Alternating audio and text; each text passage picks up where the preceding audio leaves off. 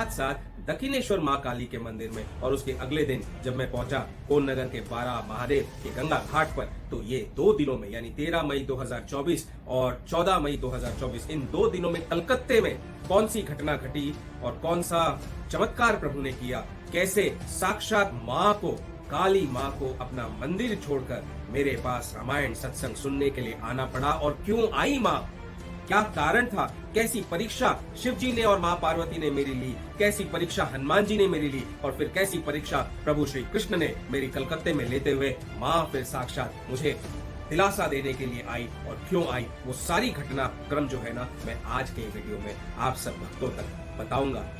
राज राजेश्वरी मंदिर की तरफ देखकर कहा माँ आज तो नहीं आ पाऊंगा तेरे दर्शन करने के लिए, लेकिन मुझे नहीं पता था कि वहाँ क्या घटना घटने वाली है।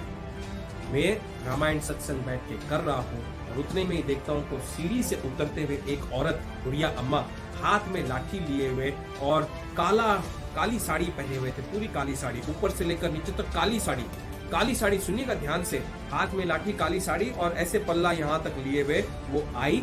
भिखारन का जैसे रूप था एकदम। आज डिस्टर्ब नहीं होना है, क्रोध नहीं करना है, काम रहना है, दिमाग को शांत रखना है और राम जी की कथा करनी और श्री परमहंस की पूर्ण कथा आज के रामायण सत्संग में सुनानी है। आपको कथा करते करते देख रहा हूं मैं उधर दूर बैठे बैठे, आज मैंने साक्षात भगवान के दर्शन कर लिए। तो मैं भी चौंक गया, मैंने कहा कैसे भगवान के दर्शन किए, मैं तो बैठा कथा कर रहा हूं, मैंने तो किसी भगवान के दर्शन नहीं किए। अब रात को 2-2:30 बजे जब सोया तब क्या हुआ, तब रात्रि में मां के दर्शन हुए। श्री राम जानकी बैठे हैं मेरे सीने में। ओ आज गली गली आज सजाएंगे, आज पग पग पलक बिछाएंगे, आज सूखे हुए पेड़ फल जाएंगे, नैना भीगे भीगे जाए कैसे खुशी छुपाए राम आएंगे, कुछ समझ न पाए कहाँ फूल बिछाए राम आएंगे, नैना भीगे भीगे जाए कैसे खुशी छुपाए राम आएंगे, कुछ समझ न पाए कहाँ फूल बिछाए राम आएंगे।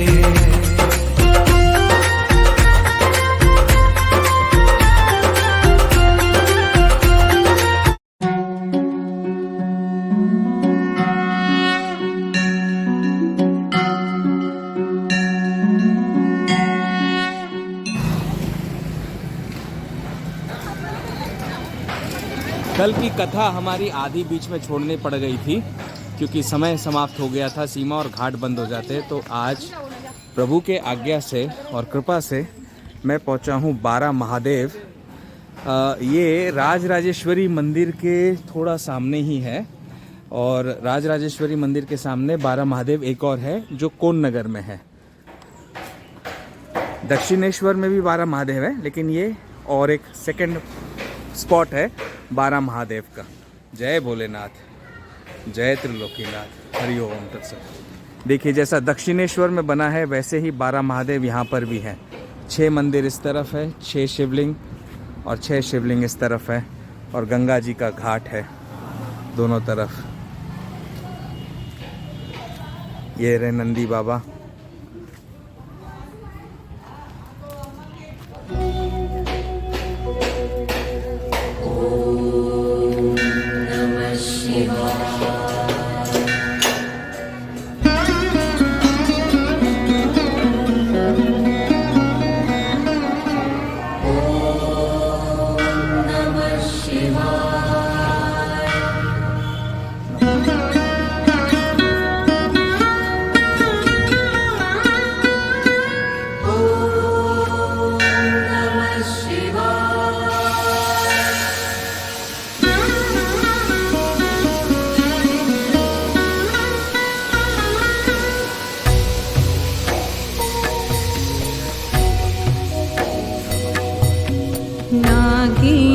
नागेन्द्रहाराय त्रिलोचनाय भस्मांगरागाय महेश्वराय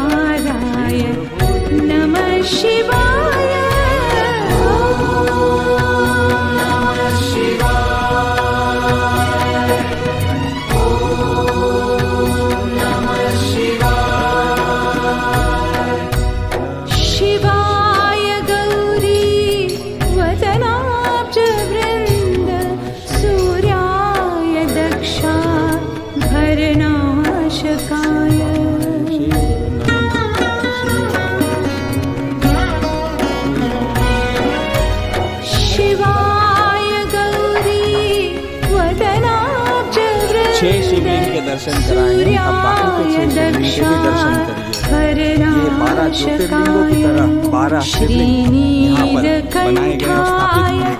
वृषध्वजाय तस्मै शिकाराय नमः शिवाय।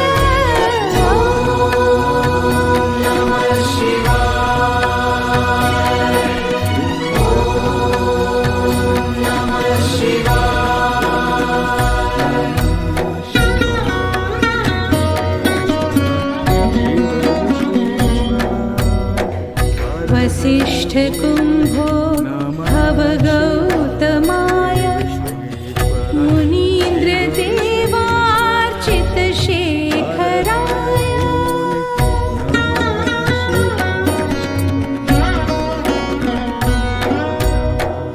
वसिष्ठ कुंभो भव गौतमाय मुनीन्द्र देवार्चित शेखराय।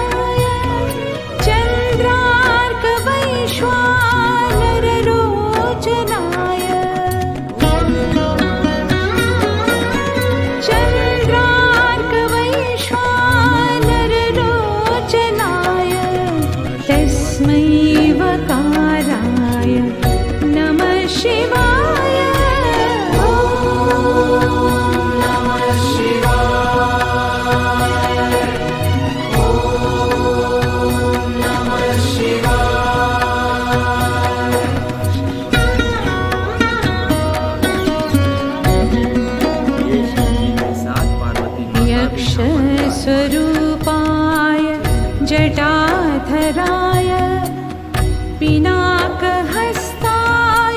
सनातनाय।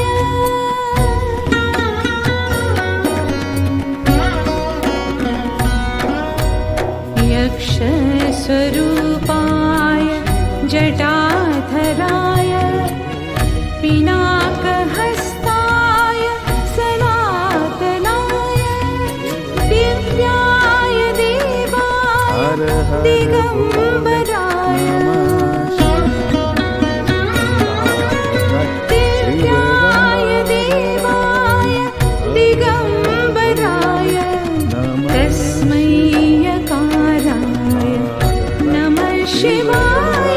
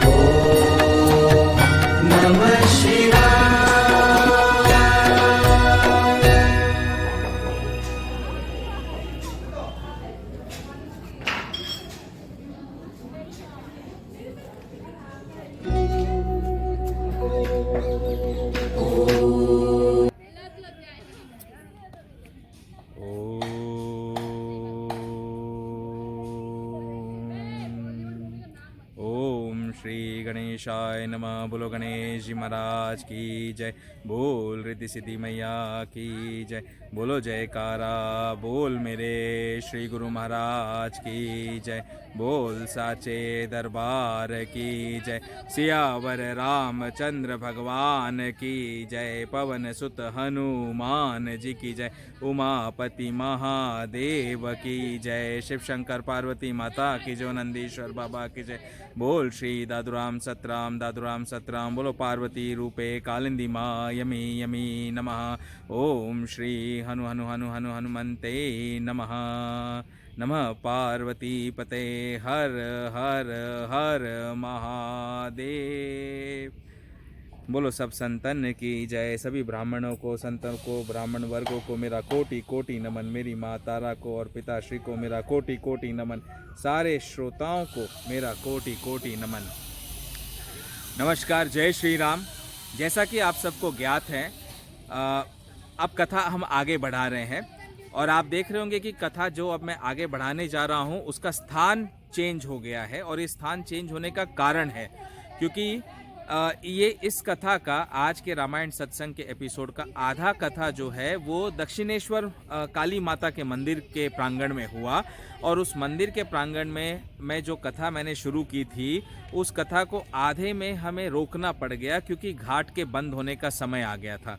अब घाट के बंद होने का समय जब आ जाता है तो वहाँ से उठना पड़ता है सबको, तो हमने थोड़ी सी रिक्वेस्ट की, उन्होंने थोड़ा सा हमें मोहलत दे दी। 10 मिनट हमने कथा आगे करी और कथा को बराबर से पूर्ण विश्राम देकर हम वहाँ से उठे। लेकिन मन में ये दुविधा थी कि जब राम कथा वहाँ कर रहा था, इतनी जगह मैं करता हूँ, कहीं पर भी ऐसा अवरोध नहीं आया, और वहाँ काली माता के मंदिर के पास में ये कथा में बीच में ही अवरोध ऐसा क्यों आ गया। अब दक्षिणेश्वर काली माता का मंदिर किस प्रकार स्थापित हुआ वहाँ पर, वो कथा भी मैं बता रहा था, वो भी अधूरी रह गई। तो उस समय मेरे मन में जो दुविधा थी वो समझ में नहीं आई, और किसी प्रकार मैं वहाँ से उठा और मैंने प्रभु से पूछा, प्रभु ऐसी कैसा मतलब कारण है, अगर आप मुझे कहीं पर भेज रहे हैं आज्ञा देकर रामायण सत्संग करने के लिए, तो कम से कम स्थान तो बराबर से बताया करिए कि स्थान करना है, समय क्या होता है, किस समय जाकर करना है, कैसे करना है। तो कोई तो घटना अवरोध रह गई है जिसके कारण ये कथा बीच में छोड़कर, हालांकि विराम ठीक से दिया गया लेकिन बीच में छोड़ना ही कहा जाएगा क्योंकि दक्षिणेश्वर काली माता का मंदिर किस प्रकार स्थापित हुआ वो कथा पूरी नहीं की गई। और रामायण सत्संग के भी हमने करीब करीब 4 या 5 दोहों तक ही पढ़ा होगा, उससे ज़्यादा पढ़ा नहीं। तो उस दुविधा के साथ मैं दक्षिणेश्वर काली माता के मंदिर से बाहर निकला। जैसे ही बाहर निकला तो हमारे रिश्तेदार हैं वहाँ के, उनका फ़ोन आ गया मेरे पास में, बोले भैया आप आए नहीं हमसे मिलने के लिए, आपको तो आना चाहिए था। मैंने कहा भाई समय ही नहीं रहा, इस समय इतना समय रहा कि एक दिन भी विश्राम का मतलब आराम करने का टाइम नहीं मिला। तो उन्होंने काफ़ी रिक्वेस्ट की, बोले नहीं आप आ जाइए, आज भोजन का सारा कार्यक्रम हमने कर रखा है, तो आज रात्रि का भोजन आप हमारे पास ही करिए, नाइट डिनर बेसिकली आप हमारे पास ही करिए। मैं उनकी रिक्वेस्ट को मना नहीं कर सका और मैं अपनी धर्मपत्नी के साथ में उनके घर भोजन पे चला गया। वहाँ गया तो वहाँ हमारी बहन भी मौजूद थी, उनके साथ बातचीत करते करते भोजन करते करते रात के 12 साढ़े 12 बज गए। तो उन्होंने कहा कि देर तो काफ़ी हो गई है, आप यहीं पर रुक जाइए। अब हुआ यूँ कि मैं वहीं पर रुक गया रात्रि के समय, और रात में हम लोग बैठ के सत्संग जैसे करते हैं परिवार में सबके सब बैठ के ऐसे ही सत्संग कर रहे थे। सत्संग करते करते थोड़ा बहुत खेला हम लोगों ने, गेम वगैरह बच्चों के साथ में, और फिर सो गए।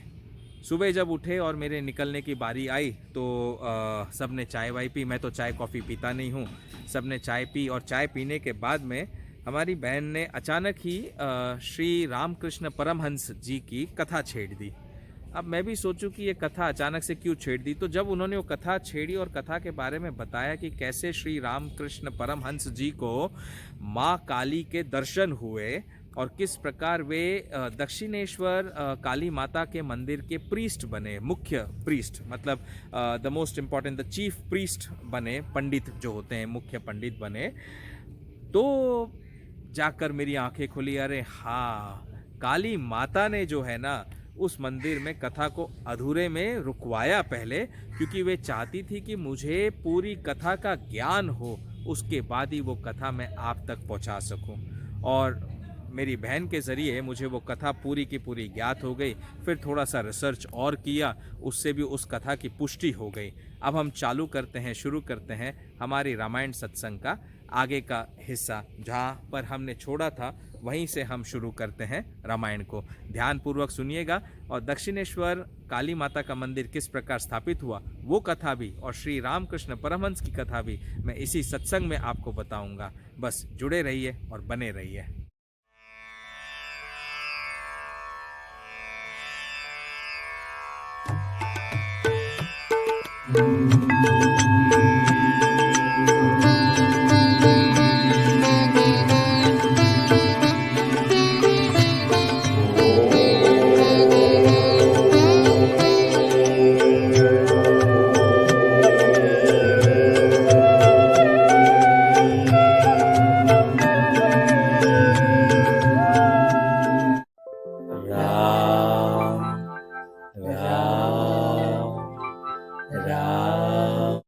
माँ तारा और पिताश्री को कोटि कोटि नमन, सभी श्रोताओं को मेरा कोटि कोटि नमन, सभी ब्राह्मणों को संतों को मेरा कोटि कोटि नमन। हर हर गंगे हर हर गंगे हर हर गंगे हर हर गंगे हर हर गंगे हर हर गंगे हर हर गंगे हर हर गंगे। बोलो पार्वती पते हर हर हर महादेव। श्री राम जय राम, जय सीताराम, जय हो धरती माता की। तो आइए रामायण सत्संग को जारी रखते हुए हम हनुमान जी से निवेदन करेंगे कि वे आकर हम सब के हृदय में आसन ग्रहण करें और माँ सरस्वती हमारे मुख में विराजमान हो, ताकि मुख से जो वाणी निकले वो राम की वाणी निकले, कृष्ण की वाणी निकले, वो वाणी जो संसार में भक्तों को और सारे जीवों को सतमार्ग पर चलने के लिए प्रेरित कर सके। कल की कथा में मैंने बताया था कि किस प्रकार मनु और शत्रुपा जो पृथ्वी पर सबसे पहले प्रथम पुरुष और स्त्री थे, मतलब सबसे first human being on earth, as per our shastra, as per Ramcharitmanas, as per Suksagar and as per our Ved also, were King Manu and Queen Shatrupa। और ये दोनों के दोनों मनु और शत्रुपा जब घोर तप करने लगे, और घोर तप कितने हजारों वर्षों तक तप उन्होंने किया, तब जाकर भगवान विष्णु प्रसन्न हुए, और प्रसन्न होने के बाद में उनको आकाशवाणी सुनाई दी। कानों में अमृत के समान लगने वाले वचन सुनते ही उनका शरीर पुलकित हो गया और प्रफुल्लित हो गया। तब मनु जी दंडवत करके बोले, प्रेम हृदय में समाता न था। इस प्रकार वे दंडवत होकर बोले, सुनु सेवक सुर तरु सुर धेनु, विधि हरिहर बंदित पद रेणु, सेवत सुलभ सकल सुखदायक, प्रणत पाल सचराचर नायक।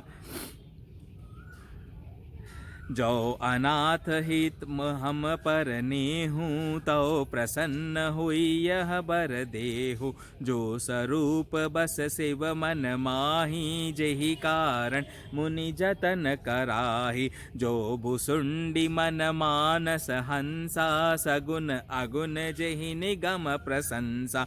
देख ही हम स्वरूप भरी लोचन, कृपा करहु प्रणता रति मोचन। दंपति बचन परम प्रिय लागे, मृदुल विनित प्रेम रस पागे। भगत बचल प्रभु कृपा निधाना, विश्ववास प्रगटे भगवाना। नील सरोरुह नीलमणि, नील निर्धर श्याम, लाजहि तन शोभा निरखी। कोटि कोटि सतकाम, सियावर राम जय जय राम।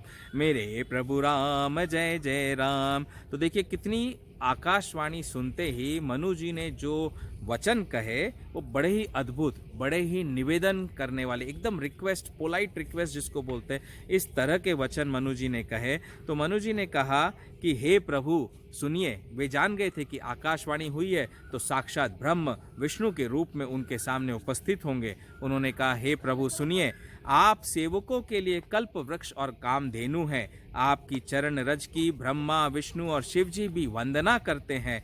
आप सेवा करने में सुलभ हैं तथा सब सुखों के देने वाले हैं। आप शरणागत के रक्षक और जड़ चेतन के स्वामी हैं। तो भगवान विष्णु की कितनी अच्छी तरह से उन्होंने महिमा गाई है कि प्रभु विष्णु ही है जो जड़ और चेतन दोनों के स्वामी हैं। अब जड़ किसे कहा जाता है? जैसे पेड़ पौधे जितने भी हैं इनमें भी तो प्राण होते ही हैं, तो ये जड़ हैं। और चेतन जिनमें चेतना है, जैसे हम हैं, इंसान, मनुष्य, पशु पक्षी, ये सारे इनमें चेतना है। तो जड़ और चेतन दोनों के स्वामी हैं, सारे चराचर जगत के स्वामी हैं भगवान विष्णु।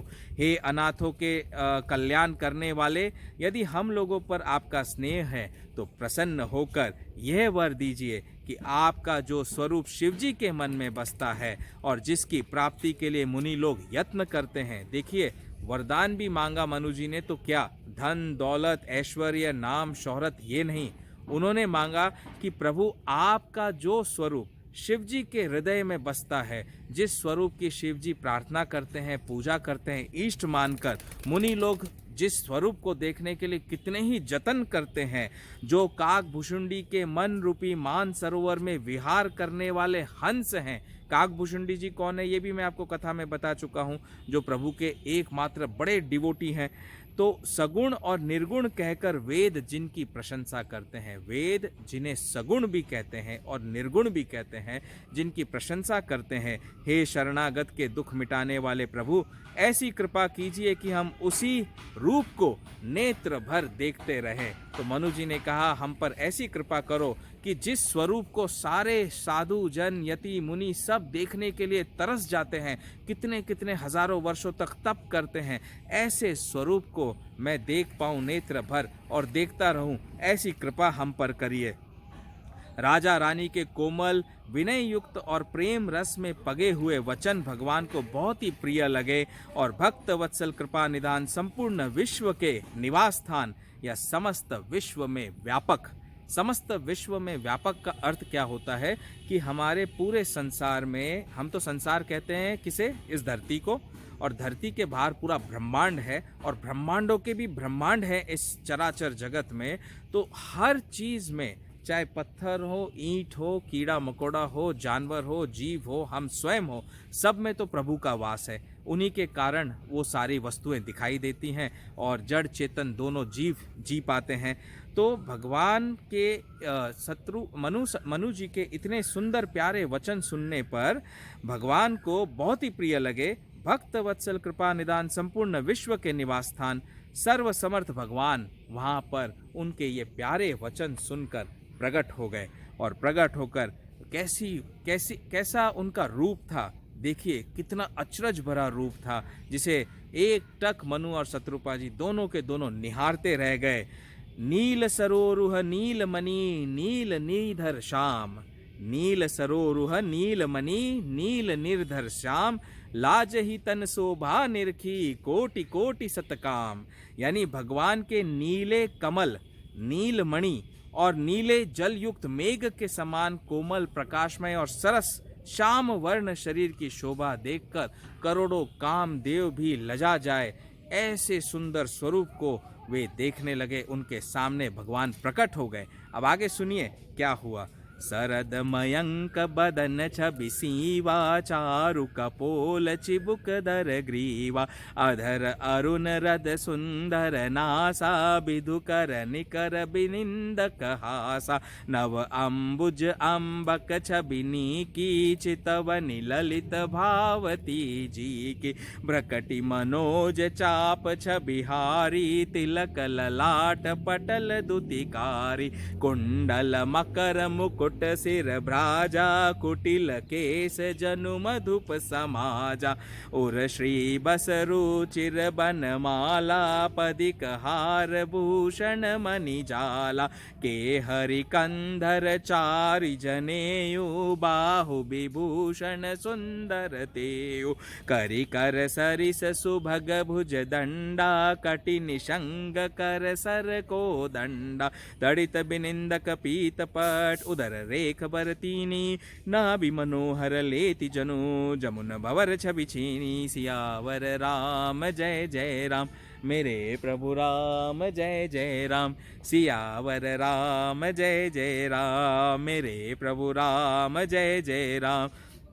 पद राजीव बरनी नहीं जाई, मुनि मन मधुप बसहि जन माही, बाम भाग शोभति अनुकूला, आदि शक्ति छवि निधि जगमूला, जासु अंश उपजहि गुण खानी, अगणित लक्षि उमा ब्रह्मानी, भ्रकटि बिलास जासु जग होई, राम बाम दिशि सीता सोई, छवि समुद्र हरि रूप लोकी, एक टक रहे नयन पट रोकी, चितवहि सादर रूप अनूपा, तृपति न मानहि मनु सत रूपा, हर्ष विवश तन दशा भूलानी, परे दंड एव गहि पद पानी, सिर पर से प्रभु निज कर कंजा, तुरत उठाए करुणा पुंजा, बोले कृपा निधान पुनि, अति प्रसन्न मोहि जान मणि मागहु बर जोई भाव मन महादानी अनुमानि सियावर राम जय जय राम मेरे प्रभु राम जय जय राम सियावर राम जय जय राम मेरे प्रभु राम जय जय राम। तो देखिए ये जो दो भाग अभी मैंने गाए, इन दो भागों में भगवान विष्णु स्वयं लक्ष्मी जी के साथ में मनु शत्रुपा को दर्शन देने के लिए सामने प्रकट हो गए। और भगवान की छवि कैसी है, उस छवि का, उस मनमोहनी वाली छवि का मतलब आप एकदम से देखते देखते मंत्रमुग्ध हो जाओ, खो जाओ उस छवि में। उस छवि का पूरी तरह से डिस्क्रिप्शन किया गया यहाँ पर कि कैसी छवि थी प्रभु की। तो मैंने आपको बताया भगवान के नीले कमल, नीलमणि और नीले मेघ के समान श्याम वर्ण की शरीर शोभा थी। तो पूर्ण शरीर नख से लेकर सिर तक नीले रंग का था, श्याम वर्ण था। आगे उनका जो मुख था शरद पूर्णिमा के चंद्रमा के समान छवि की सीमा स्वरूप था। शरद पूर्णिमा में फुल मून होता है, तो फुल मून कैसे चमकता है एकदम, ऐसे उनकी मुख की शोभा चमक रही थी। गाल और थोड़ी बहुत सुंदर थे, गला शंख के समान त्रिरेखा युक्त चढ़ाव उतार वाला था। तो जो गला था वो भी त्रिरेखा युक्त, यानी तीन रेखाएं जैसे गले में दिखती हो ऐसी रेखा युक्त चढ़ाव उतार वाला था। लाल ओंठ थे, दांत और नाक अत्यंत सुंदर थे। हंसी चंद्रमा की किरणावली को नीचा दिखाने वाली थी। मतलब प्रभु की जो मुस्कान थी वो चंद्र की जो रोशनी होती है, पूर्ण चंद्रमा की जो रोशनी होती है, फुल मून का जो लाइट और प्रकाश होता है, एनलाइटनमेंट होता है, उसको भी शर्मा दे, ऐसी प्रभु की मुस्कान थी। नेत्रों की छवि नए कमल के समान बड़ी सुंदर थी। मनोहर चितवन जी को बहुत प्यारी लगती थी। टेढ़ी भौवें जो थी, भगवान की जो टेढ़ी भौवें थी वो कामदेव के धनुष की शोभा को हरने वाली थी। ललाट पर प्रकाशमय तिलक था। ललाट यानी ये मत्था होता है, फोरहेड होता है जिसे कहते हैं, इसके ऊपर प्रभु का प्रकाशमय तिलक, यानी जो तिलक लगा हुआ था उससे भी इतना प्रकाश आ रहा था कि वे देखते नहीं बनता था। कानों में मकराकृत यानी मछली के आकार के कुंडल। तो प्रभु के कानों में किस प्रकार के कुंडल थे? मछली के आकार के कुंडल। और सिर पर मुकुट सुशोभित था। तो देखिए मनु शत्रुपा ने सर्वप्रथम जैसे भगवान विष्णु और लक्ष्मी जी के दर्शन किए वैसी शोभा पूरी की पूरी बताई गई है। फर्स्ट ह्यूमन बीइंग थे वे। टेढ़े घुंघराले काले बाल, और बाल प्रभु के कैसे थे? टेढ़े टेढ़े काले रंग के और घुंघराले बाल, ऐसे सघन, सघन यानी बहुत ही घने बाल थे, मानो भौरों के झुंड हो वहां पर। हृदय पर श्रीवत्स, सुंदर वनमाला, रत्न जटित हार और मणियों के आभूषण से सुशोभित थे। इतने सारे आभूषण प्रभु ने पहने हुए थे। सींग किसी गर्दन थी। सींग यानी लायन जिसे हम कहते हैं आज के लैंग्वेज में। तो लायन के जैसी एकदम गर्दन जिसमें ताकत होती है, बल होता है बड़ा सारा। सुंदर सा जनेऊ प्रभु ने पहना हुआ था। भुजाओं में जो गहने थे वे भी सुंदर थे, यानी शोल्डर्स, बाहों पे जो गहने पहने हुए थे। हाथी के सुंड के समान उतार चढ़ाव वाले सुंदर भुजदंड थे। कमर में तरकस और हाथ में बाण और धनुष शोभा पा रहे थे। अब कमर में तरकस किसे कहते हैं? When you carry bow and arrow, तो बो को कैरी करने के लिए तरकस बनता है कमर में और पीछे बो रखा जाता है। धनुष आप हाथ में लेते, वैसे ही प्रभु ने धनुष और बाण को हाथ में ले रखा था। धनुष को स्वर्ण वर्ण का प्रकाशमय पीतांबर बिजली को लजाने वाला था। और उन्होंने क्या पहन रखा था? पीतांबर वस्त्र पहन रखा था। पीतांबर यानी गोल्डन येलो कलर का जो वस्त्र होता है, जो विष्णु भगवान का सबसे प्रिय रंग है, सबसे प्रिय वस्त्र है, वो वस्त्र उन्होंने पहन रखा था। पेट पर सुंदर 3 रेखाएं त्रिवाली थी। गले पर भी 3 रेखा वाली दिखी, पेट पर भी 3 रेखाएं दिख रही थी। नाभि ऐसी मनोहर थी मानो यमुना जी के भंवरों की छवि को छीन लेती हो। और नाभि भी प्रभु की एकदम ही मनोहर जैसी दिख रही थी। जिनमें मुनियों के मन रूपी भौरे बसते हैं, भगवान के उन चरण कमलों का तो वर्णन ही नहीं किया जा सकता है। तो सिर से लेकर नीचे पैरों तक मनु और शत्रुपा भगवान को देख रहे थे और सारी छवि को निहारते निहारते पैरों तक जब पहुंचे तो उन्होंने कहा, चरण कमलों का तो भगवान का वर्णन ही नहीं किया जा सकता है। भगवान के बाएं भाग में सदा अनुकूल रहने वाली शोभा की राशि, जगत की मूल कारण रूपा आदि शक्ति श्री जानकी जी सुशोभित थी।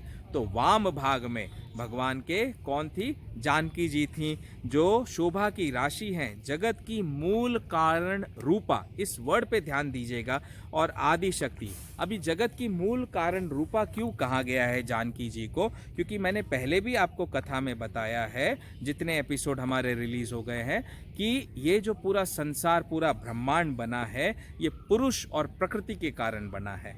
पुरुष और प्रकृति ये दोनों थे एक ही, लेकिन इन दोनों ने अपने आप को दो भागों में करके अपने अपने कर्मों को डिवाइड कर लिया। और प्रकृति कौन है? माँ शक्ति, माँ जानकी, जो विष्णु भगवान के वाम भाग में खड़ी थी, वही है जो इस पूरे जड़ जैसे जीव जो होते हैं उनमें चेतना डालने वाली, उनमें प्राण डालने वाली वो जो शक्ति है, वो माँ की शक्ति है। और माता वहीं पर विष्णु भगवान के पास में खड़ी थी,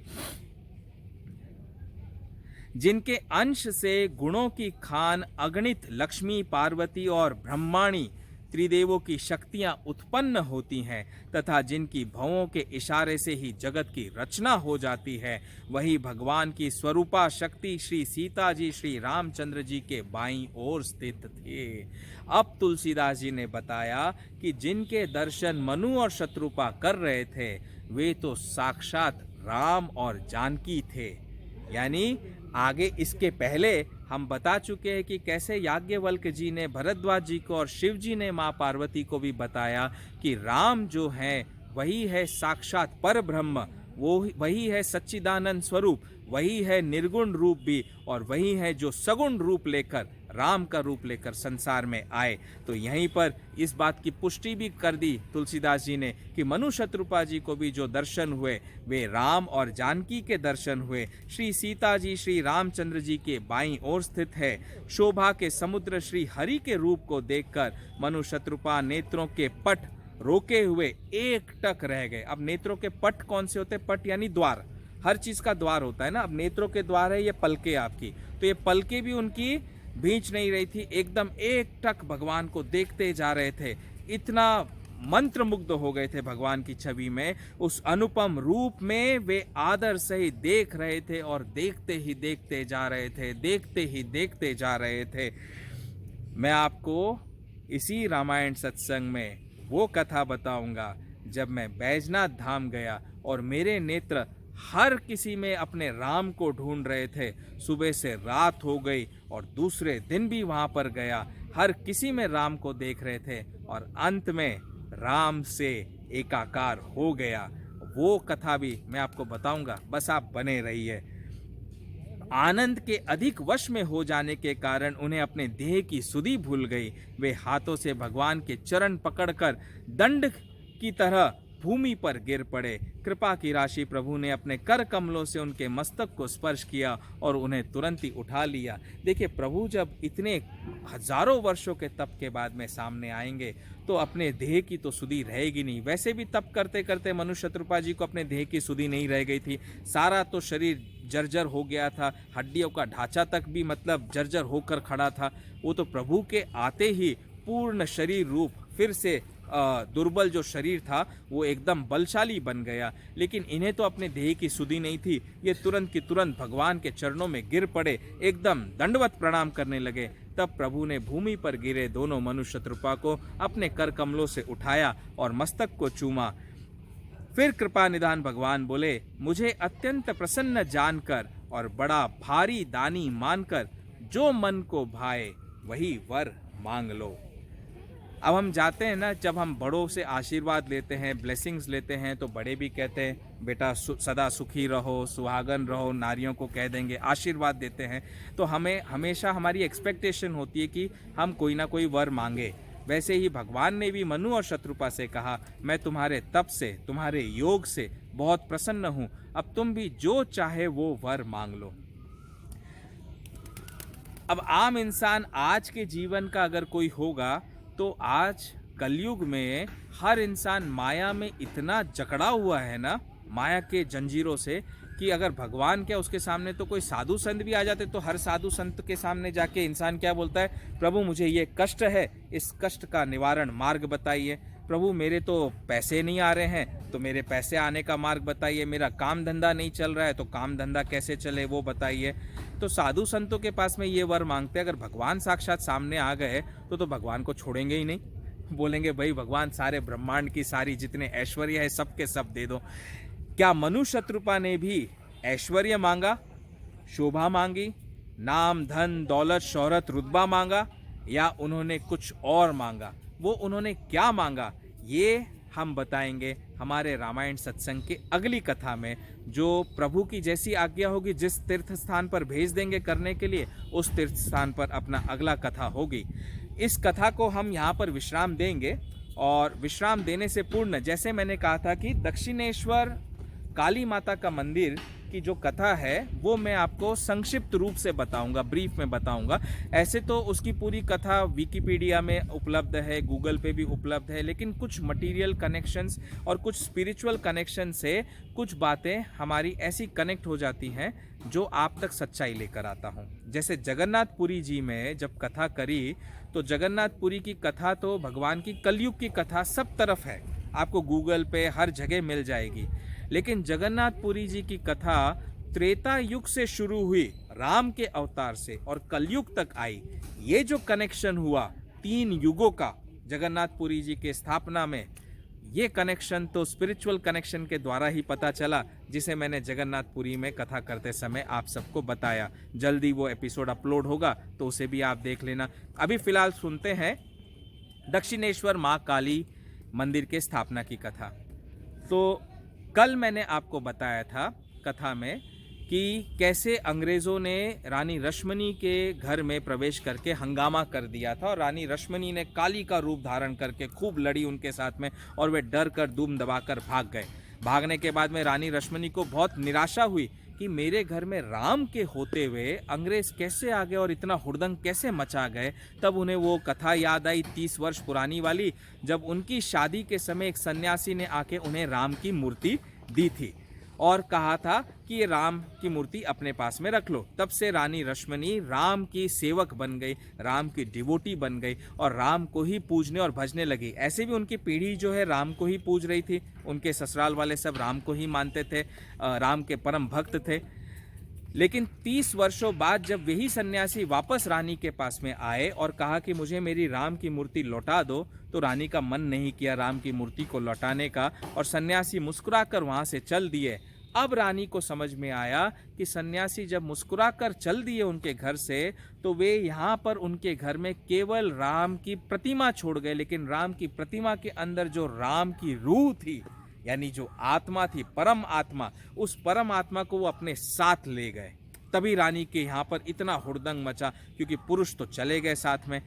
फिर रानी ने सोचा केवल राम की पूजा तो नहीं होनी चाहिए, क्योंकि राम तो पुरुष है, और उस समय उन्हें एनर्जी की कमी महसूस हुई, क्योंकि अंग्रेज़ों से लड़ने के लिए तो शक्ति चाहिए थी। तो रानी रश्मनी ने सोचा कि अब मुझे शक्ति की भी पूजा करनी चाहिए, और ऐसा सोच विचार कर रानी माँ शक्ति की भी पूजा करने लग गई, और उनकी पूजा स्थान डिसाइड करके पूजा करने में इतना ध्यान देने लगी कि पूछिए मत।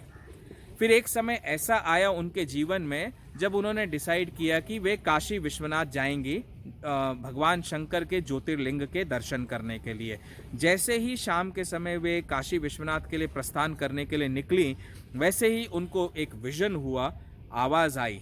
देखिए, मैं हमेशा मेरे सारे वीडियोस में यूट्यूब चैनल पर आपको बताता हूँ, मैं जो देखता हूँ विजन, जो भगवान जैसे कनेक्ट होते हैं, भगवान से जैसे जैसे वार्तालाप होती है, वो सारी घटना मैं आपको एकदम स्वच्छंद रूप से बताता हूँ, फ्रीली, क्योंकि प्रभु की आज्ञा है। तुम्हारे साथ जो लीला कर रहा हूँ वो केवल तुम्हारे लिए नहीं, वे संसार के सारे जीवों के लिए है। हर जीव तक वो जब लीला पहुँचेगी तो किसी न किसी को किसी माध्यम से वो सहायक साबित होगी। तो अब विजन की बात सुनो। रानी रश्मनी को भी विजन आया और माता की आवाज़ आई, और माँ ने कहा तुम्हें काशी विश्वनाथ जाने की ज़रूरत नहीं है, तुम यहीं पर दक्षिणेश्वर उस समय इतना प्रसिद्ध नहीं था, गांव था छोटा सा। तो माँ ने कहा यहीं दक्षिणेश्वर में तुम गंगा जी के घाट पर, पूर्वी घाट पर मेरी पत्थर की प्रतिमा स्थापित करो और उसकी पूजा करो। मैं स्वयं उस मूर्ति में आ जाऊंगी और प्रकट रूप से मैं जो भक्त जो पूजा करते हैं उसे भी स्वीकारूंगी और जो प्रसाद लगाएंगे उसे भी ग्रहण करूंगी। रानी रश्मनी वहीं पर रुक गई। अब धन दौलत की तो कोई कमी नहीं थी, क्योंकि उनके पति की संपत्ति बहुत सारी थी। तो उन्होंने वहीं पर गंगा घाट के पूर्वी भाग में एक बहुत बड़ी ज़मीन खरीदी और ज़मीन खरीदकर मंदिर निर्माण का कार्य शुरू कर दिया। धीरे धीरे दक्षिणेश्वर में माँ काली का मंदिर निर्माण कार्य पूर्ण हुआ और माँ काली की प्रतिमा को वहाँ पर स्थापित किया गया। अब स्थापित तो कर दिया गया माँ काली की प्रतिमा को, लेकिन उस समय का जो ज़माना था ना, that is I am talking about 18th century. अब 18th सेंचुरी में कास्ट, क्रीड, रेस, कल्चर, इसके ऊपर बहुत तांडव होता था। ब्राह्मणिकल कल्चर बहुत ज़्यादा था और ब्राह्मणों का दबाव बहुत ज़्यादा होता था कि भाई हम जैसा कह रहे हैं वैसा ही होना चाहिए। मंदिरों में शूद्रों को प्रवेश नहीं दिया जाता था। बहुत सारी ऐसी घटनाएं उस समय चलती थी, हमारी हिस्ट्री में है ये। और ये रानी रश्मनी की भी हिस्ट्री रिकॉर्डेड है, तो जिसे आप झुटला नहीं सकते हो, कह नहीं सकते हो कि मिथोलॉजी है। 200 साल पहले की कथा है, एक्चुअल हिस्ट्री है। तो प्रॉब्लम जो आई रानी रश्मनी के सामने वो ये आई कि उनके द्वारा स्थापित मंदिर में कोई भी पुजारी, ब्राह्मण पुजारी पूजा करने के लिए तैयार नहीं था। अब तैयार क्यों नहीं था? क्योंकि रानी रश्मनी को थोड़ा सा लो कास्ट से माना जाता था। उस समय का जो लैंग्वेज होता था, जो कि भगवान के वेदों के अध्ययन के हिसाब से गलत है। वेदों में भगवान ने किसी को भी ऊंचा नीचा नहीं बताया। प्रभु ने सबको एक समान, एक नज़र से देखा है और भगवान ने कहा है हर जीव एक ही जगह का, एक ही नज़र से देखना चाहिए। केवल 4 वर्णों में डिवाइड किया, कर्म के हिसाब से, अपने अपने कर्मों के हिसाब से वो वर्ण कर दिए गए कि ब्राह्मण है वो मंदिरों की पूजा करेंगे, वैश्य है वो बिजनेस करेंगे, क्षत्रिय है वो रक्षा करेंगे, शूद्र है वो सेवा करेंगे। लेकिन इसका अर्थ ये नहीं कि शूद्र मतलब निचले कास्ट के हो गए और ब्राह्मण ऊंचे कास्ट के हो गए। दोनों एक समान है, एक स्थान पर है। ये प्रभु की वाणी है। तो रानी रश्मनी के सामने जो प्रॉब्लम थी कि भाई मंदिर की पूजा कौन करेगा, कोई भी ब्राह्मण तैयार नहीं हुआ। उसी समय उनकी मुलाकात हुई रामेश्वर नाम के व्यक्ति से। रामेश्वर जो व्यक्ति है वे रामकृष्ण परमहंस के बड़े भाई थे। रामकृष्ण परमहंस से करीब करीब 30 वर्ष बड़े थे। उनसे उनकी मुलाकात हुई तो उन्होंने कहा रानी को कि आप मंदिर को किसी ब्राह्मण को दान कर दीजिए और ब्राह्मण को दान करने बाद मंदिर को पूजा योग्य बनाइए, तो अपने आप कोई ना कोई ब्राह्मण इस मंदिर की रिस्पॉन्सिबिलिटी अपने ऊपर ले लेगा। रानी ने उनकी बात मान ली और बात मानकर मंदिर का जो है कॉन्सिक्रेशन जिसे कहते हैं वो तैयारी उन्होंने शुरू कर दी और मंदिर को पूजा योग्य बनाकर दान कर दिया ब्राह्मणों के नाम। लेकिन फिर भी उस मंदिर में पूजा करने के लिए ब्राह्मण उन्हें नहीं मिले काफ़ी समय तक। तब उन्होंने रामेश्वर, वो भी ब्राह्मण कुल से ही थे, उन्हीं से कहा कि आप आकर हमारे मंदिर के ऑफिशियल पंडित बन जाइए और माँ काली का प्रसाद लगाना, उनकी पूजा करना नित्य नियम पूर्वक आप शुरू करिए। रामेश्वर ने ये रिस्पॉन्सिबिलिटी एक्सेप्ट कर ली, लेकिन एक्सेप्ट करके अपने भाई रामकृष्ण परमहंस के साथ वे उसी मंदिर में रहने लगे और रामकृष्ण परमहंस जी को भी वे माता की पूजा किस प्रकार की जाती है, माता को किस प्रकार भोग लगाया जाता है, वे सब सिखाते थे। अच्छा, रामकृष्ण परमहंस जो थे वे बचपन से ही पढ़ाई लिखाई में थोड़े से कमज़ोर थे, लेकिन महाभारत, रामायण, पुराण, वेद, ग्रंथ सब कुछ बहुत अध्ययन किया उन्होंने, बहुत पढ़ा, कई जगह पे जाते थे, सुनते थे, विचारते थे। उनके पिता चाहते थे कि ये भी ब्राह्मणों की तरह एक उच्च कुल के कल्चर्ड ब्राह्मण प्रीस्ट बने। लेकिन रामकृष्ण जो है ये इसके सख्त खिलाफ थे, क्योंकि उन्होंने देखा कि ज़्यादातर ब्राह्मण वर्ग जो उस समय था वो मनी माइंडेड था। वो एजुकेशन ग्रहण करता था, पूजा कराता था इसी आशा से कि उनके पास में खूब सारा धन दौलत आए, और तो इसलिए उसको उन्होंने एक्सेप्ट नहीं किया। रामकृष्ण परमहंस जो थे इन्होंने एक चीज़ और की अपने लाइफ में, इन्होंने हिंदुइज़्म के जितने भी अलग अलग ट्रेडिशंस हैं, कल्चर्स हैं, पूजा करने के तरीके हैं, वो सब प्रैक्टिस किया। इन्होंने इस्लाम को प्रैक्टिस किया।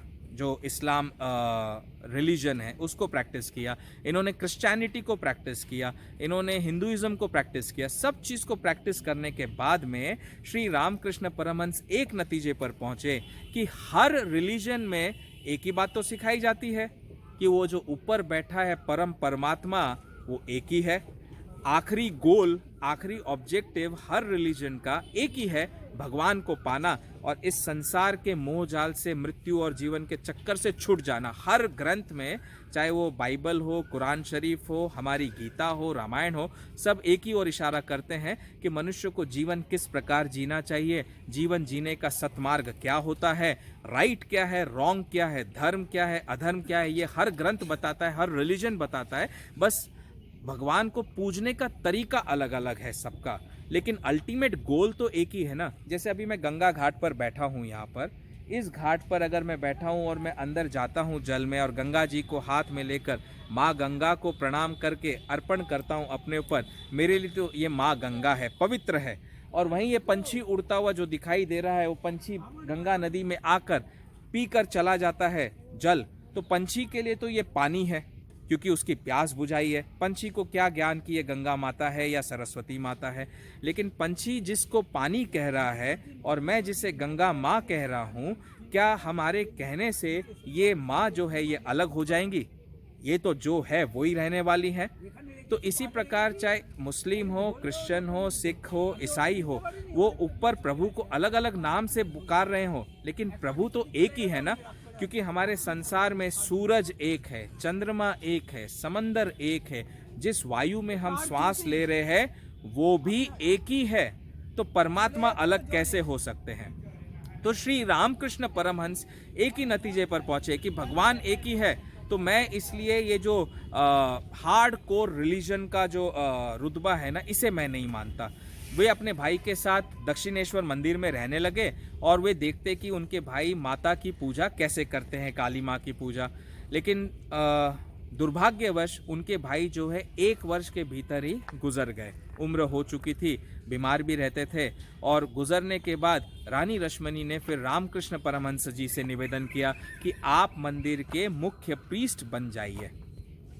रामकृष्ण परमहंस जी ने पहले तो स्वीकार नहीं किया उसको, लेकिन फिर वो माँ काली को तो हमेशा देखते रहते थे एकदम, और मेडिटेशन में भी रहते थे। तो उन्होंने अंत में रानी रश्मनी का जो निवेदन है उसे स्वीकार कर लिया। उनका एक कजिन भी था हृदयनाथ बोलकर, उसके साथ में स्वीकार कर लिया। और रामकृष्ण परमहंस जी जो ट्रेडिशनल पूजा का तरीका होता है उस तरीके से पूजा नहीं करते थे माँ की। वे तो काली माँ के सामने बैठ जाते थे और माँ को निहारते रहते और माँ को माँ कहकर पुकारते।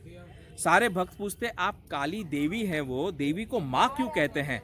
तो रामकृष्ण परमहंस जी ने कहा, इस देवी को मैं माँ इसलिए कहता हूँ क्योंकि माँ के साथ ही एक बच्चा फ्रीली बात कर सकता है, हर सवाल पूछ सकता है, हर कष्ट का निवारण पूछ सकता है। तो ये मेरी माँ है, इसलिए मैं अपनी माँ से हर सवाल एकदम फ्रीडम से पूछ सकता हूँ, तभी मैं इन्हें माँ कहता हूँ। ऐसा रामकृष्ण परमहंस जी कहते हैं।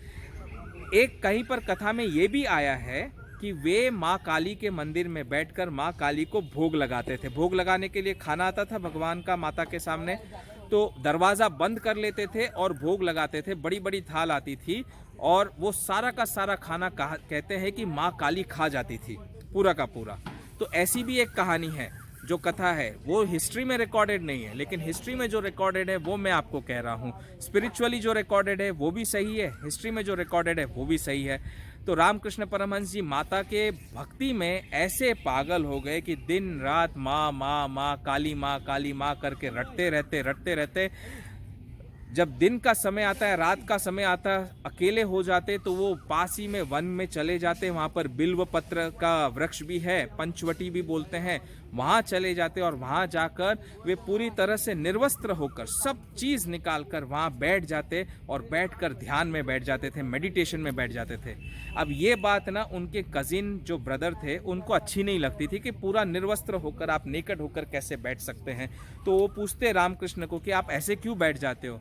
तो श्री रामकृष्ण परमहंस का जवाब भी बहुत उत्तम था। उन्होंने कहा, यदि भगवान को प्राप्त करना है तो इस संसार के सारे अटैचमेंट से डिटैच होना पड़ेगा। यानी काम, क्रोध, मद, मोह, लोभ, मद, मत्सर, आपका ईगो, प्राइड, ये सब का सब आपको त्यागना होगा। जनेऊ भी निकाल कर अपनी साइड में रख देते थे। वो बोलते थे जो जनेऊ है ना, ये ईगो दिखाता है, प्राइड दिखाता है। मैं अहंकार नहीं दिखाना चाहता, मैं अहंकार से दूर होना चाहता हूँ, इसलिए सब चीज़ निकाल कर माँ का ध्यान करता हूँ। ध्यान हो जाएगा, फिर से वापस धारण कर लूँगा संसार के लिए। संसार का नियम है, नियमानुसार चलूँगा। तो ऐसे नियमानुसार प्रकार से वे माँ की पूजा भक्ति करते रहे और करते करते जब माँ को भोग लगाते तो माँ सारा भोजन खा जाती, ऐसा कहा जाता है।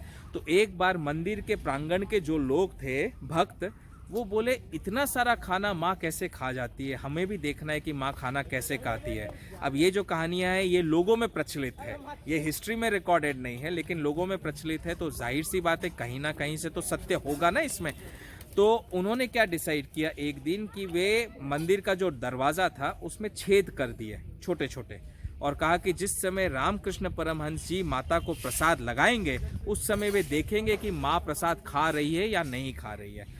अब माता का प्रसाद नित्य नियम पूर्वक आया, रामकृष्ण जी ने दरवाज़ा बंद किया, माँ का ध्यान किया और माँ का ध्यान करके माँ को देखकर भोग लगाने के लिए माँ से कहा कि माँ भोग लगाओ। माँ ने आकर भोजन ग्रहण करना शुरू किया। यहाँ भक्तों ने तुरंत द्वार पर आकर छेद से जैसे ही देखा तो माँ की नज़र इनके ऊपर पड़ी और माँ तुरंत वहाँ से अंतर ध्यान हो गई और रामकृष्ण तो एकदम पागल से हो गए। अरे माँ कहाँ चली गई, क्योंकि तब तक उन्हें काली माँ साक्षात उस मूर्ति में दिखाई देती थी, उनके साथ में बैठकर भोजन करती थी, उनके साथ, और फिर माँ का प्रसाद वो ग्रहण करते थे। इन दोनों भक्तों ने जब देखा बाहर से कि माँ अंतर ध्यान हो गई, ये तो एकदम थर थर काँपने लगे। और रामकृष्ण परमहंस जी के लिए कहा जाता है कि वे माँ की याद में ऐसे बावले हो गए कि घूमने लगे मंदिर के अंदर काली माँ बोलते बोलते। कभी उनका चेतना एकदम से जागृत होता तो भक्तों को कुछ राय बता देते, भक्ति का मार्ग बता देते, लेकिन बस वो उस क्षण के बाद वे माँ की याद में डूब गए, प्रेम में मग्न हो गए और कुछ ही समय बाद उन्होंने अपने देह का त्याग कर दिया। हिस्ट्री रिकॉर्ड करती है कि श्री रामकृष्ण परमहंस जी को थ्रोट कैंसर हो गया था। थ्रोट कैंसर से उन्होंने एक रात्रि को अपने देह का त्याग किया। लेकिन जो भी है, थे तो वे बहुत बड़े संत, बहुत बड़े महात्मा, जिन्होंने भक्ति का सही अर्थ संसार को बताया कि भक्ति सही में होती क्या है, जीवन सही में होता क्या है। कोई भी जीव ऊंचा या नीचा नहीं होता है, हर प्राणी भगवान के लिए एक समान है, चाहे वो छोटे से छोटा कर्म ही क्यों ना कर रहा हो, चाहे बड़े से बड़ा राजा ही क्यों ना हो, हर एक को कर्म दे रखा है प्रभु ने। अब अगर कोई शूद्र चाहे तो अपने कर्मानुसार कर्म को बदलते हुए वैश्य बन सकता है, वैश्य क्षत्रिय बन सकता है, क्षत्रिय ब्राह्मण बन सकता है, लेकिन उसके लिए उतना ज्ञान, उतना निष्ठा, उतनी सेवा, उतना दृढ़ निश्चित होना ज़रूरी होता है। तभी वो इंसान उस पद को प्राप्ति करके वो कर्म बहुत ही अच्छी तरह से कर सकता है। तो इस प्रकार माँ काली का जो मंदिर है कलकत्ता में, दक्षिणेश्वर मंदिर, इस मंदिर की स्थापना हुई। धीरे धीरे इसी मंदिर के सामने 12 ज्योतिर्लिंग रूपी 12 महादेव के मंदिर की स्थापना की गई, जो पूर्वी घाट की डायरेक्शन में स्थापित हैं। और कल मैं आपको अंदर, मंदिर के अंदर तो नहीं ले जा सका क्योंकि मोबाइल वहाँ अलाउड नहीं है। 10 साल पहले जब आया था तब मोबाइल कैमरे सब अलाउड थे, बट अंदर के काफ़ी सारे वीडियोस आपको ऐसे ही यूट्यूब में बहुत जगह पर मिल जाएंगे। मेन तो हमारा मुख्य उद्देश्य क्या है कि हम जो रामायण सत्संग कर रहे हैं, जिस रामायण सत्संग को शुरू करने का प्रभु की आज्ञा हुई है श्री कृष्ण की, ये ऐसा रामायण सत्संग है जो 9 दिन 30 दिन या अखंड रामायण एक दिन में समाप्त नहीं होगा। ये वर्षों वर्षों तक चलती रहेगी, कई एपिसोड्स बनेंगे। यदि राम को जानना है, राम के जीवन को समझना है तो राममय बनना पड़ेगा। उसके लिए मेरे साथ आपको राम जी के जीवन में उतरना पड़ेगा, उस नौका में बैठकर मेरे साथ चलना होगा। तो अंत में मैं आपको दिखाऊंगा कि आप भवसागर से पार होगे, ये मेरी 100% गारंटी है। मैं तो आपसे कुछ नहीं चाहता हूँ, एक साधारण सा मनुष्य हूँ, मैं कथा कर रहा हूँ, आप सुनिए। आपको अगर अच्छा लगा तो आप जुड़े रहिए, और भी लोगों को जोड़िए और कथा को सुनते रहिए। और भगवान की भी जो वाणी होती है, डायरेक्ट कम्युनिकेशन ऊपर से नीचे, वो भी मैं आपको बताते जाऊंगा, उसे भी सुनते रहिए। आइए हमारी रामायण सत्संग को, आज की रामायण सत्संग को हम यहाँ पर विश्राम देते हैं भगवान के कीर्तन के साथ में। श्री राम जय राम जय जय राम, श्री राम जय राम जय जय राम, श्री राम जय जय राम, श्री राम जय जय राम, श्री राम जय जय राम, श्री राम जय जय राम, श्री राम जय जय राम, श्री राम जय जय राम, श्री राम जय जय राम। बोलो श्री राम जय जय राम। बोलो सियावर रामचंद्र की जय, पवन सुत हनुमान जी की जय, उमापति महादेव की जय, शिव शंकर पार्वती माता नंदीश्वर बाबा की जय। बोलो पार्वती रूपे कालिंदी माँ यमी यमी नमः। ओम श्री दादुराम सतराम दादुराम सतराम दादुराम। और फिर बाद में मैं रामायण सत्संग करने लगा, लेकिन करते करते अचानक से 2 सीढ़ी से तीसरी सीढ़ी पर ऊपर गंगा जी का जो जल का स्तर था वो और बढ़ गया, और जैसे ही और बढ़ा तो बिजली सामने कड़कने लगी जोरदार। मैंने देखी बिजली, और वो भी बिजली मैंने कब देखी, बाद में एडिटिंग के समय देखी, और कि बिजली कड़की थी। और कैसी बिजली कड़की आप देखोगे, जैसे माँ का हाथ ऊपर आसमान में हो और उस हाथ से ऐसे बिजली वी शेप में, रिवर्स वी शेप में अंदर नीचे गिर रही हो, और बिजली गंगा जी में गिरी, और गंगा जी का लहरों का जो स्तर है वो बढ़ा। बच्चे जो वहां पर गंगा जी की लहरों के पास थे और बड़े थे, वो तुरंत के तुरंत पीछे की तरफ भागे, क्योंकि सबने देखा बिजली को गिरते हुए और गंगा जी के स्तर को बढ़ते हुए। और उसी में बारिश हो गई चालू। बारिश कौन सी तारीख को? 14 मई 2024, भर गर्मी का मौसम, उस समय बारिश शुरू हुई। आप देखिए, मैं आपको दोबारा दिखाता हूं, उसको ध्यानपूर्वक देखिएगा और समझिएगा इसको। आगे का भाग अगले एपिसोड में देखिए, कैसे प्रकृति ने बदली करवटें, कैसे बिजली कड़की, कैसे गंगा जी का स्तर बढ़ा, और कैसे और क्यों आई माँ काली।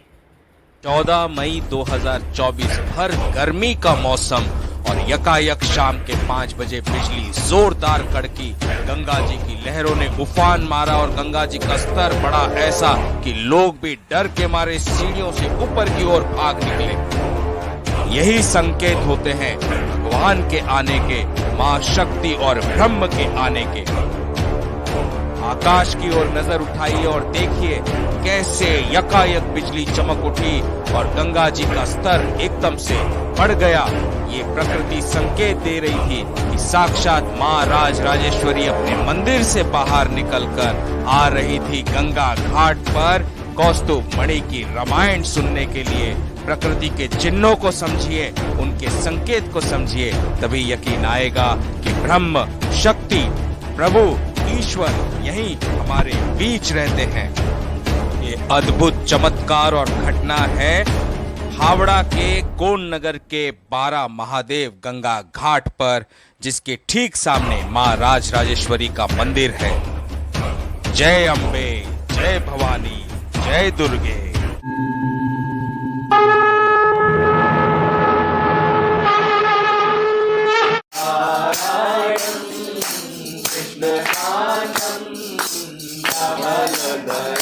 वासुदेवं हरि कमलनयनं वासुदेवं हरि लक्ष्मीकान्तं त्रैलोक्यनाथं लक्ष्मीकान्तं त्रैलोक्यनाथं विश्वनाथं हरे मुरारी विश्वनाथं हरे मुरारी श्रीधरं माधवं गोपिका वल्लभं श्रीधरं माधवं गोपिका वल्लभं राघवेन्द्रं राजा राम हरि राघवेन्द्रं राजा राम हरि